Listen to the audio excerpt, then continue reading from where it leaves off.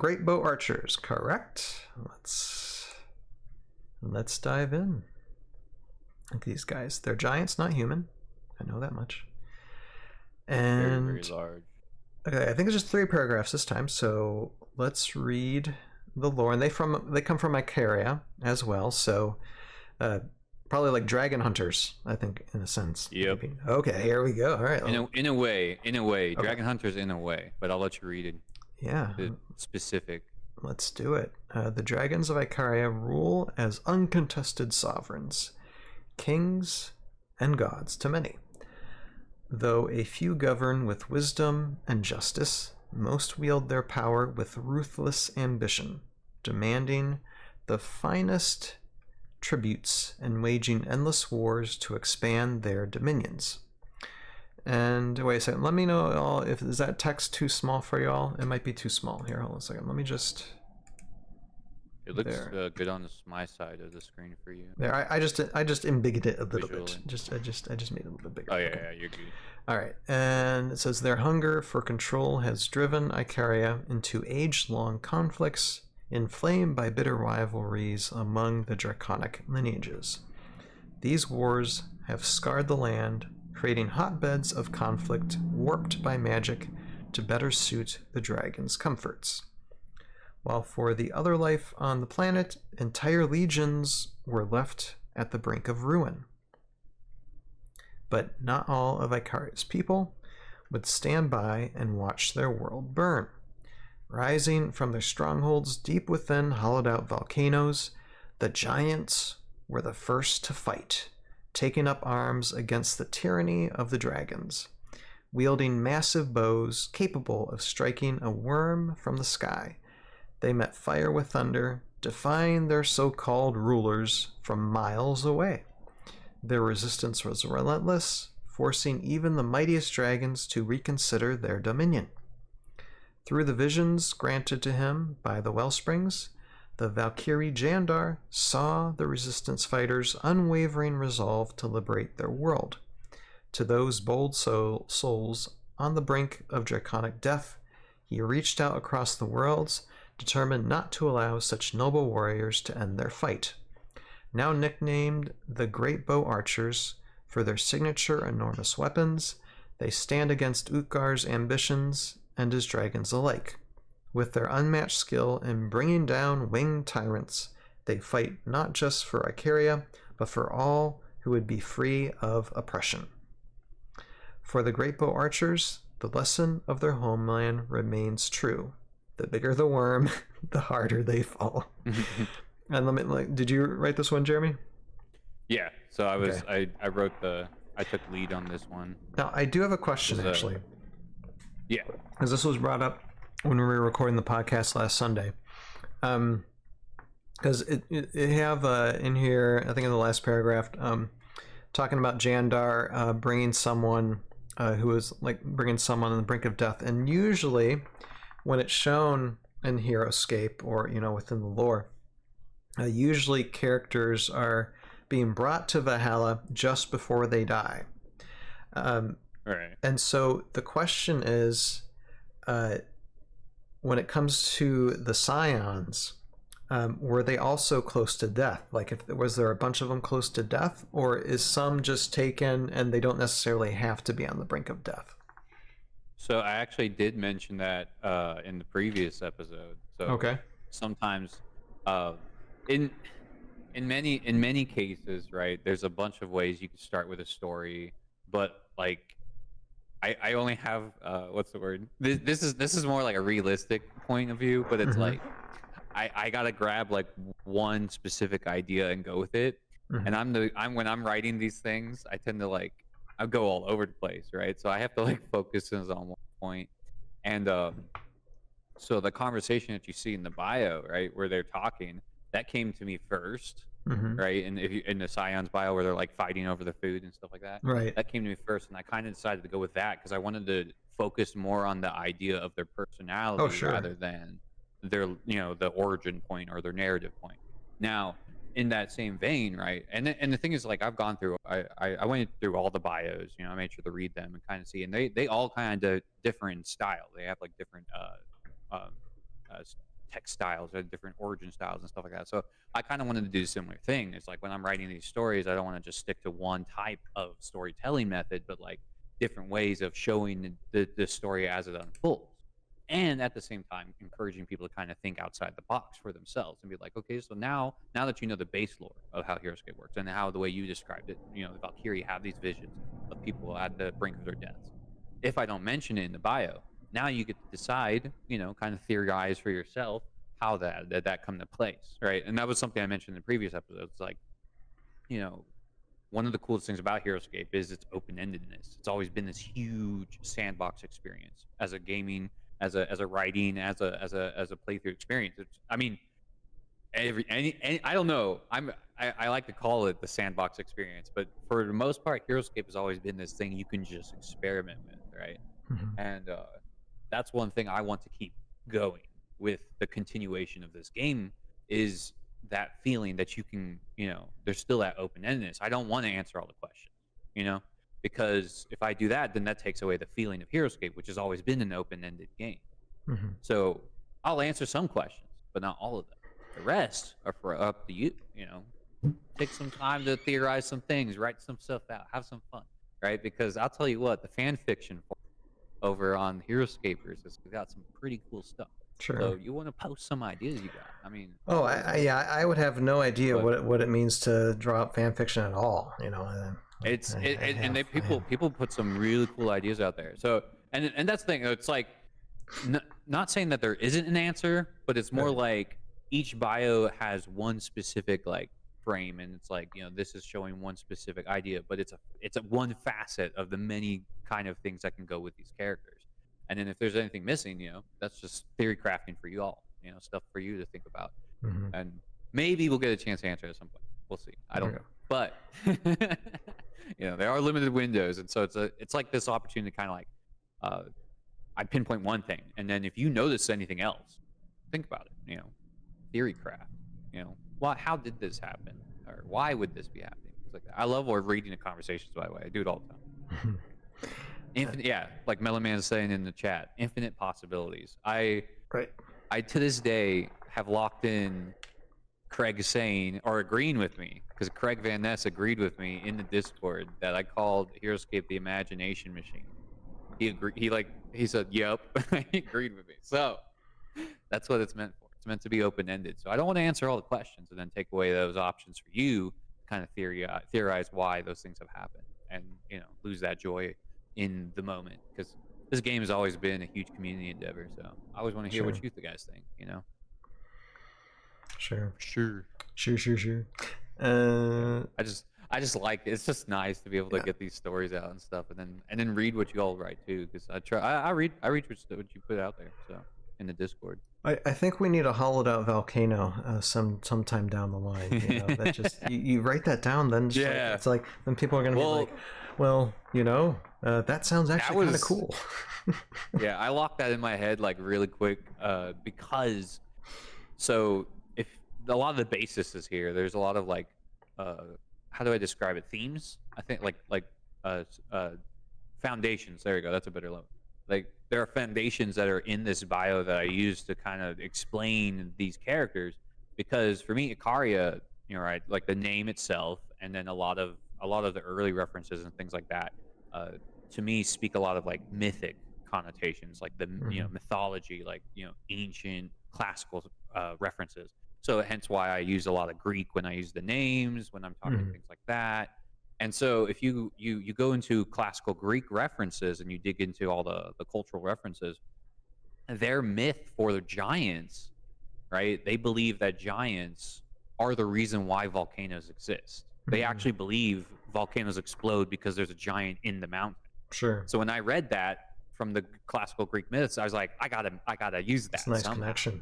But make it Heroscape. So the giants of Ikaria actually live in the volcanoes, and that's how they. And you think about that, and kind of one of the theories that I wanted to put out there. One of the implications is the volcano protects them from dragons. So, things like that. I eat volcanoes for breakfast.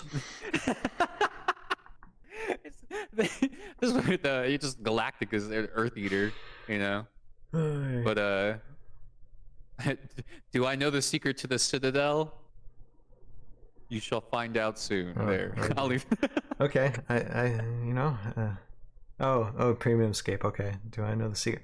Yep. Yeah. Those questions might pop up, but when it comes back to, and I just realized, like, yeah, Jandar did this. These are Jandar-led unit, which is kind of cool. I don't know how many. Do we have a Jandar Archer unit like in Classic Scape? Order Borealis, not in Classic. And so one of the fun things that I actually also wanted to reference, right? This is deep cut, and I don't know if anyone in the chat might know this reference, but this is ages ago, back when the castle set first came out, the Fortress of the Archkiri, right? Do you remember? You kind of have a general idea of what the box art looked like, right? Do you remember what the box art looked like? Yeah, it was a fortress, and you had an army storming the castle, basically. Storming the castle, right? And if you look on the parapets, right, on the top part of that, there are Roman archers, right? Now, the problem was at the time, the current, well, now former, but current alliance at that time, right? Einar was a good guy, but that hadn't happened during the launch of Fortress of the Archkiri. That had happened later, right? So during Fortress of the Archkiri, he was still evil, technically, right? And so someone asked at, I think it was Gen Con, but someone had asked a Hasbro employee, they're like, hey, just wanted to double check this box here. You see this box? This is for the Fortress of the Archkiri. Someone made a cool art, right? You know, we need to match something. They make cool art. Well, that's the thing. They were just like, these archers are Romans. You know, they're like, these are Roman archers, but Roman archers don't work for Jandar. They work for Einar, and Einar's evil. You know, they're pointing that out. And the Hasbro employee goes, well, those aren't Einar's archers. Just basically, that was all they said. It was just this one offhanded comment. Well, then it's not Einar's. And then everyone was like, oh my God, Jandar's going to get the archers. And people kept asking for that the entire time. Well, there you go. And it never came out. But now, Jandar finally got the longbow archers. Again, another answer to like Fourth Mass a little bit. True. True. I mean, a two-man squad. Now, some people don't like two-man squads. Some people love two-man squads, depending on where you're at. It really depends on who you play. Because cost. Yeah. You don't get to make as many sacrifices as one would with a four-man squad. So you have to play a lot more strategically, but in many ways, people can. If you play them well, you can find out why pretty quickly why it's due. Like the only reason why they have to cut the cost of numbers. Oh yeah, of course. They're strong. Well, yeah, and they're basically dragon giant killers in a sense, because let me just read the stats real quick. 2 life, that's important. 2 life, that is very important. And I'll say it, like, we repeated this often last Sunday too. It's like, Renegade, please make the small wound token things, because that would be, because there's so many multi. We're getting units, to a point, common units now that's just like all the multi-life. We need to manage it somehow, and even if other people do their own thing, like you were mentioning with like the tentacles of the Krakenling, last Wednesday. The Renegade just needs to have their own solution presented, and be like, okay, we're gonna give you a wound token pack, and just have these little token things ready to go. I don't. I mean, they can ignore it for as long as they want to, but it would help. Knowing Lee, she's probably already working on a solution. She's probably already been working on a solution this whole time, and about to find out what that solution is. We just don't know yet. It's just, like, trust me, Lee is a powerhouse when it comes to solutions. Yeah, I think that's the best. Like, I've just watched her put in countless hours to get this game to where it is now, and just like, she'll do what she needs to do to get it some answer. There's no denying you all are putting in a ton of work, if already. Yeah. It's just, if you don't see it, it's more of those like it's being done just behind the scenes kind of thing. It's like, I'm not production, so I couldn't be like, oh yeah, but it's just knowing, if you're not seeing anything, I'm very sure she's doing something, because that's just how Lee is as a person. She's working on everything. She's got oodles of ideas. And hello, Bill Flint there in the chat. Another name I haven't seen in a little bit. Good to see you. Welcome. And Bill Flint's saying, have a question. Why are these giants, why are these giants large and not huge like all the other giants of the same size? Well, they're large 8s, so I imagine they'd be pretty tall. I don't know about, because I mean the picture of I want to say these are probably kind of deceiving, but I imagine they're pretty darn tall if they're a large 8. Yeah. Have you seen the Halochot mini yet? Have you seen her Halochot stance? I don't know if you've seen the mini. The one Dryan we haven't covered yet. Yeah. Yeah, I've seen it. Or at least her height, how tall she stands. Yeah, the Greatbow stands the same exact height standing, so they're like equivalent to each other. Okay. So they're pretty tall. How tall is a Hellforge again? Hellforge? Someone in the chat. You know what I mean? Maybe I'll have it. One day we'll have our Heroscape apps. One day we'll have our Heroscape. Little database. Okay, Hellforge is a huge 9. So imagine them just being as tall. Yeah, almost as tall as that. So that's pretty darn tall. So yeah, I'm saying giants ain't fool.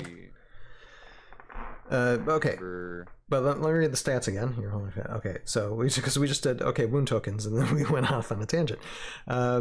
Okay, so 2 wounds, move at 6, range of 7, attack of 3, defense of 3, 80 points. They're giant common squad, archer, precise, large 8. Of course, they belong to Jandar, and they have the special ability long shot specialist. When a Greatbow Archer that is not moved this turn attacks a figure at range 4 or greater, add 1 to her attack value. So both of these are women? Because it says her. Okay. So yeah. So tall giant ladies. So how big are Oh, giantesses. Yeah, they all fight. All the giants fight together as a group, but the card represents them. The ladies of the faction fight. Gotcha. So they all fight together. So what you're saying is that you're gonna have guy giants that probably aren't gonna hurl a bow, bow and arrow. They're probably gonna hurl something more massive. It remains to be seen, but there are guy giants. I'm reading in between the lines here in the special ability. There you go. Yeah. Add 1. Okay, add 1 to her attack value. If the target figure is at range 7 or greater, instead add 2 to her attack value. So they're the type of character you're actually going to want to... I imagine you play them the way they're meant to be played. You're going to want to activate them as soon as possible, get height as soon as possible, right, and then park them. Move a 6. You really don't need to move too far to get 6 is awesome. You can get half, that you're talking about, like, in essence, if you win initiative, you have you have what, 13 spaces ahead if it's a flat surface. The maximum 13 spaces ahead, and usually that covers the whole board straight to your opponent, depending on how flat the terrain board is, right, and that's already like a distance away, and so you're knocking out like a lot of times, like I imagine like this could be a way to take down a king army like right away, instead of like we have Zelrig, destroying common squads before they can get out of their space. These Greatbow Archers can probably destroy hero units, big bulky like dragon hero units, before they get even a chance to fly. So you can even, and with that move of 6, you can probably spread them out a little bit so they're not getting hit by dragon AoEs. So they you can just have them all kind of like spread out and then doing their shots. So you activate 2 a turn. And if they're on height, then their defense gets to 4. So the stats are pretty nice. They're meant to hold their place for sure. Yeah. I usually have noticed anything with a 4 or higher as a stat is a really good parker. Like they're meant to just sit there and chill. And it's like 1 wound's not going to take them out either. Yeah. So you can take a bit of a hit if you need to set up. Yep. So yeah, that's I'd say that's pretty nice. It's just going to be interesting. Like it's always interesting like the direct or indirect bonding synergies, especially with ranged units, of what you can come up with. So it'll be interesting to see what combinations people come up with in the future for these guys, because we can always use some good archers. But real quick to answer, so Bill's question is the size for the other giants in Heroscape have always been huge. So these are the first giants to be launched that are large. Right. And even though, so I can say, even though these characters were designed when I first joined, so they had already put everything towards them, and they were working on them already by the time I signed up. My mechanic theory would be that because they're a common squad, they didn't want to give them the huge title, because if you remember, you give something huge, they suddenly get a lot of immunities, right? Because a lot of effects only affect small, medium, or large, or small, mediums, right? There's a lot of powers out there that'll say small, medium, large, and then all, right? But very few powers say all. So I think that's the point, was that they still get affected by certain special powers that would not affect huge characters. And that's just to make sure that they're still a little balanced and are not. They don't get to be OP, huge common squad, which means they're immune to like whatever, or all those different abilities that would be the huge characters are immune to. So we'd have to get a list. I know there's a list of stuff that huge characters are immune to, but I think that's why they did that specifically, made them large. They aren't immune to those abilities, and they can still be used against them in a certain way. It kind of makes sense too. I expect if they're going to use any like male giant characters, those might be like huge, characters. The unique designations. Yeah, common is meant to play in mass. You want like, I had to learn this the hard way. You want multiples. You don't play like playing one squad of common only works if you have a very specific strategy for it, but they're not designed to be played like that. Right. Commons, you usually need a bunch. You want multiple. And I like that. I mean, there's actually like a nice, if you think about it lore-wise, why there's so few. I know a game mechanic perspective, there's a reason, but also a lore reason. I think when it comes to giants, Dragons is hard. And when it comes to giants, or giant populations and any type of like lore or folklore, there's not many giants usually. There's not a huge population of giants, so that stands to reason that if you're going to have any type of squads of giants, you're only going to have a few. It's not going to be a big number of like 4 or 5 or 6 or 7. Okay, I just have a dream, like a 6 or 7 person squad sometime in the future. I know that probably might break. Ooh. That might, like Premiumscape says, that might break the game.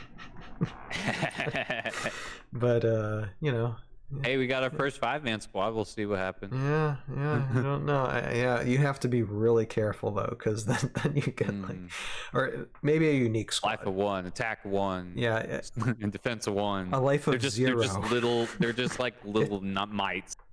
They're ankle biters of some sort. Anyway, that's taking a look smaller than the Nagrub. That's taking a look at Greatbow Archers, and yeah, I mean, we already have a little bit of giants, I think, in classic lore, but let's see the race from Icaria stand tall, and hopefully get to see more of that class in the future.